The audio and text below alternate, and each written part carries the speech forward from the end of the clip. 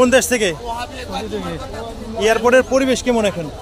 আছে মোটামুটি আগের তুলনায় এখন আলহামদুলিল্লাহ ভালো আছে। আগের থেকে ভালো? এটা কি আপনার মা? জি।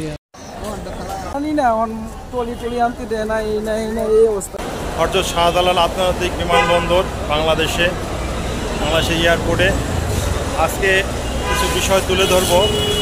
জানি না আমার এই কথাগুলা বর্তমান তত্ত্বাবধায়ক সরকারের কাছে পৌঁছবে কিনা, যাবে কিনা। আপনারা জানেন যে বাংলাদেশের যে এয়ারপোর্টে প্রবাসীদের হয়রানি করা হয় এবং তাদের বিভিন্নভাবে তারা অপদস্থ হয়। তাই বর্তমানে এই তত্ত্বাবধায়ক আসার পর কতটুকু পরিবর্তন হয়েছে জানি না। প্রবাসী ভাইয়েরা আছে, তারা বর্তমান যারা যাতায়াত করতেছেন তারা বিষয়টি তুলে ধরবেন। আমরা জানি যে বাংলাদেশের টিকিটের মূল্য অনেক বেশি এবং বাংলাদেশ থেকে যারা উমরা যায় তাদেরও বিভিন্নভাবে হেনস্থা করা হয় এবং তাদের যাতায়াতের যে খরচ সেটা অনেক বেশি। পাশাপাশি বাংলাদেশ থেকে যদি কেউ হজে যায় সেক্ষেত্রে তাকে 7-8 লাখ টাকা গুনতে হয়।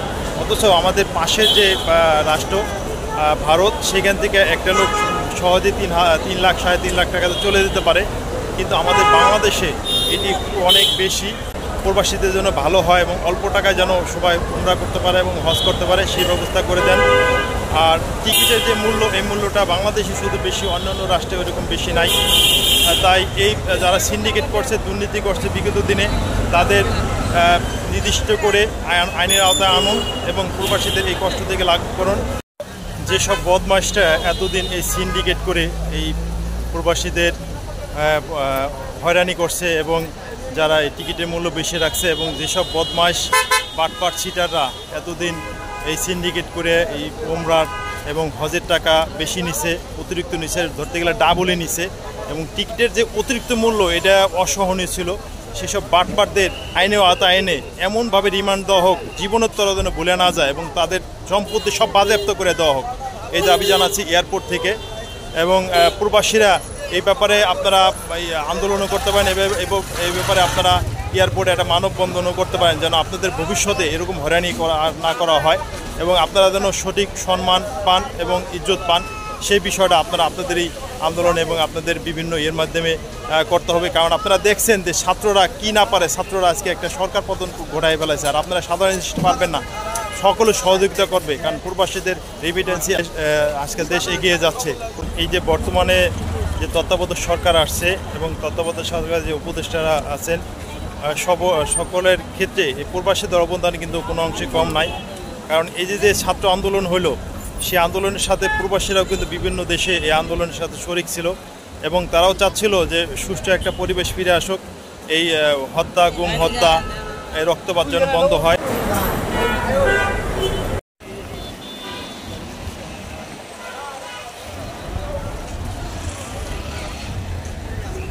ভাই আগে তো ওই যে প্রবাসীদের অনেক ভোগান্তি হইতো, তত্ত্বাবধায়ক আসার পর কি ভোগান্তি কমছে?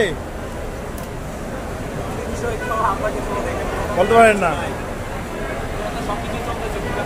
হযরত শাহজালাল আন্তর্জাতিক বিমানবন্দর, এই পাশে আছে থার্ড টার্মিনাল, ওই দেখা যায় হলো থার্ড টার্মিনাল।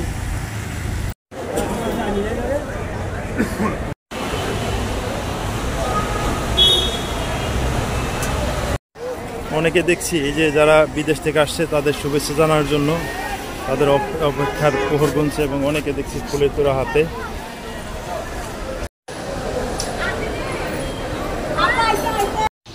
টোটালি যেন এই প্রবাসীদের হয়রানি বন্ধ হয়। ভাই ট্রলি নাই, কান্দে নিয়ে যাচ্ছেন, ট্রলি নাই। ভাই কোন দেশে আসলেন? এয়ারপোর্টে এখন কেমন অবস্থা, কেমন? এই ভালো, সমস্যা আর কোনো আছে মনে হয়? সরকারের বাহিনীরা করছে। ও ট্রলি মাথায় নিয়ে যেতেছেন, ট্রলি নাই?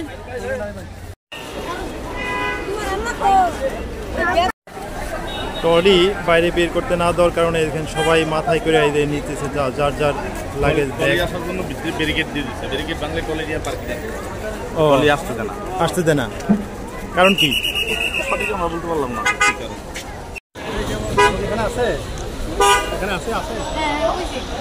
ভাই ট্রলি বাইরে নেয় না কেন? ট্রলি বাইরে নিতে দেয় না কেন? এখন এদিক থেকে এই পর্যন্ত মানে এলাও, বাইরে না। ওই যে এই যে ট্রলি কি ফেরত দেন এই কারণে? কি বিদেশে আসলেন? কোন দেশ থেকে? সৌদি আরব। এয়ারপোর্টে এখন কি আগে যেমন অনেক হয়রানি করে, তো এখন হয়রানি করা হয় নাকি মোটামুটি? ঠিক আছে, এগুলো কি ট্রলিতে আনছেন না এমনি? পরে ফেসবুকে দেখেন।